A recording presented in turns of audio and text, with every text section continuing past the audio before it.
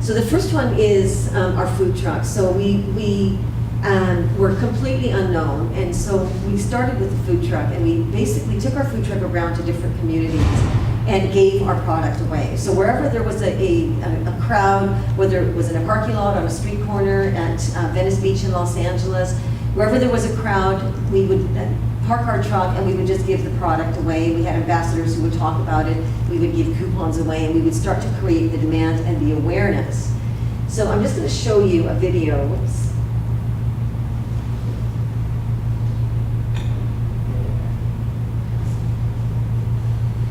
I keep thinking this is a touch screen.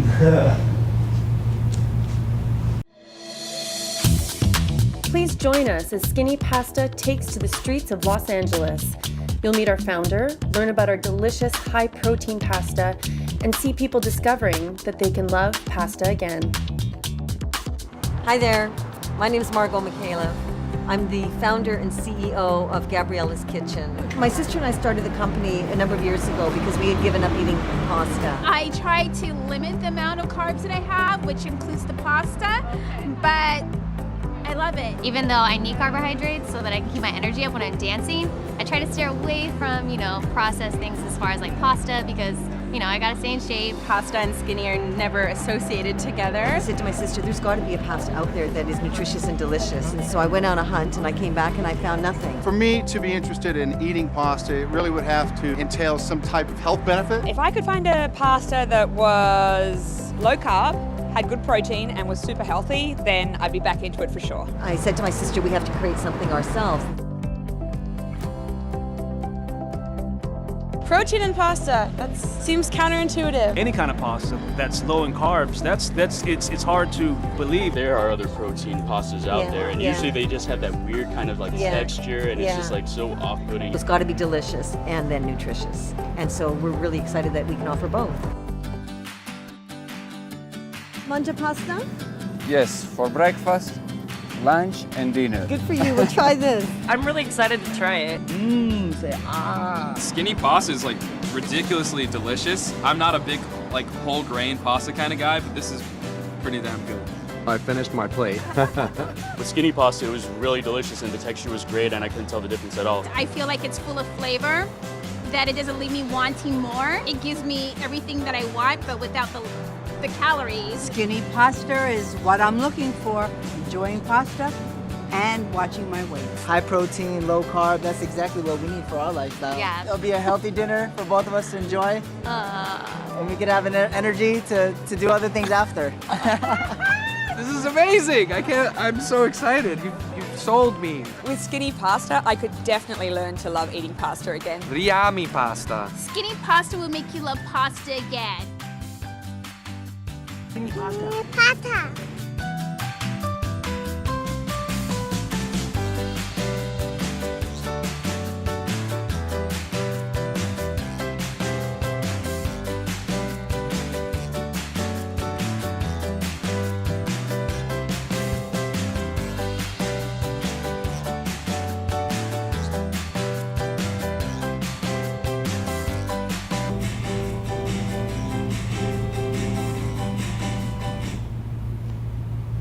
Whoops, did I cancel everything there, Joe? No, if you swipe back to, I think you'll get back to it. Let me see. Sorry, go ahead. Oh, yeah. Yeah. One more and then we'll be back in the presentation. Swipe one more time. Oh, thank you. Yes. Who created your marketing? Is right? Our marketing, the video? And the message, the color, who created it? We actually worked with a number of different people. So we worked with a firm in the U.S. initially, and we had some of our own ideas. We've also got an internal staff of people. So we did, use outside people. It wasn't me, because I have some common sense around marketing, but I really know nothing about it. And marketing is like cooking or acting or painting, right? Everybody has an opinion, but unless you're really an expert, you really don't know what you're doing. You're opinion is really nothing more than an opinion. But we worked with some really good people to come up with the concept, and our colors, the design, the messaging, all probably in 6 or 7 different people and firms in total. Super It's awesome. money well spent. Yeah.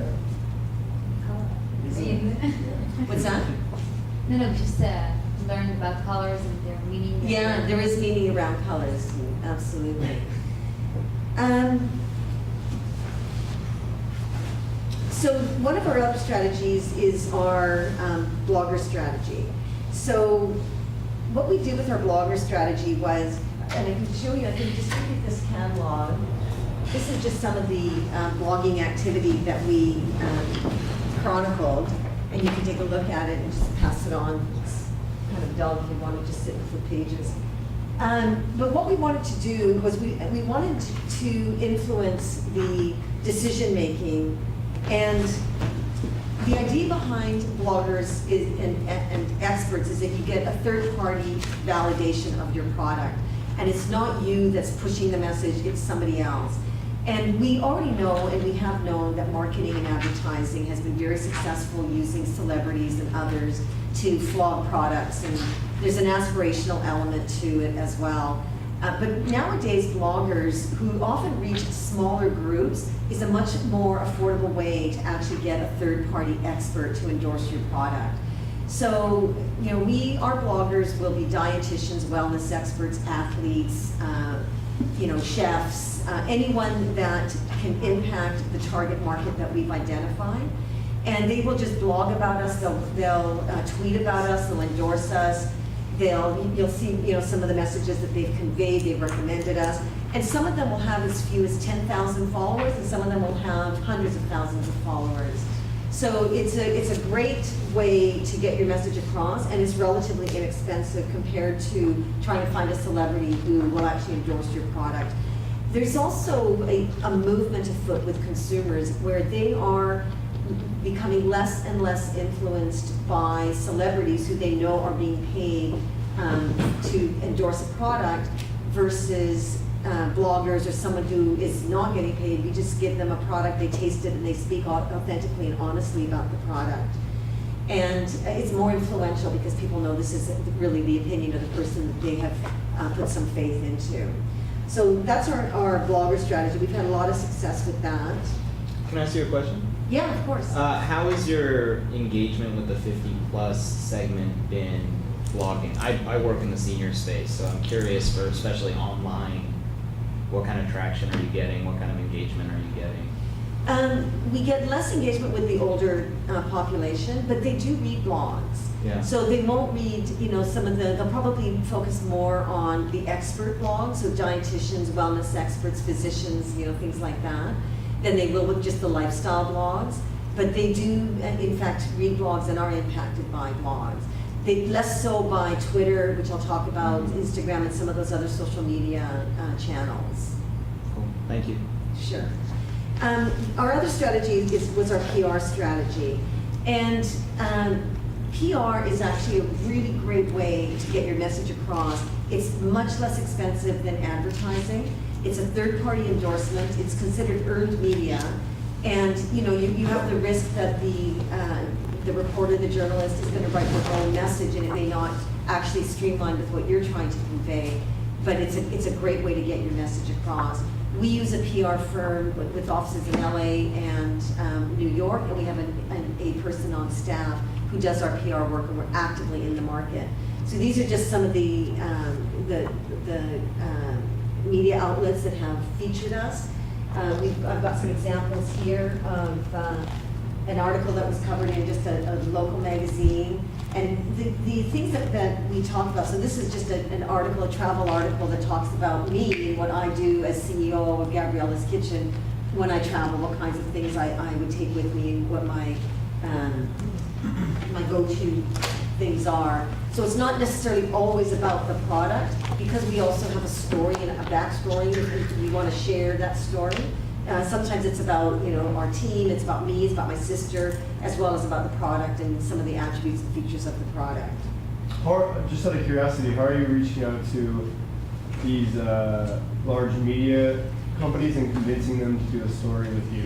You know, it's a lot of it is timing, right? So, and timing is everything when you're in business, right? If you have a good idea, if it's not the right timing, you're not going to get anybody's interest. And so right now, there's such a strong movement where consumers are moving into the better for you health space. Media is all over our story. So they like our backstory, you know, they like the authenticity of it, they like how we got started, they like that we're mission based, you know, they like that we're honoring my sister. And we've had no trouble at all attracting them. So we are expecting to get on Good Morning America. We met with them a couple months ago. We met with Katie Couric. We met with, well, we got into the Wall Street Journal. We've been on KTLA a couple of times in Los Angeles. So there's a lot of really high profile media, Shape Magazine, that have spoken to us that are interested in our story. So they're responding to what consumers are looking for. If you don't have a story that consumers are interested in, it falls on deaf ears. But so far it's been quite successful. And of course you got to use a PR firm. It's really tough to just pitch your own story.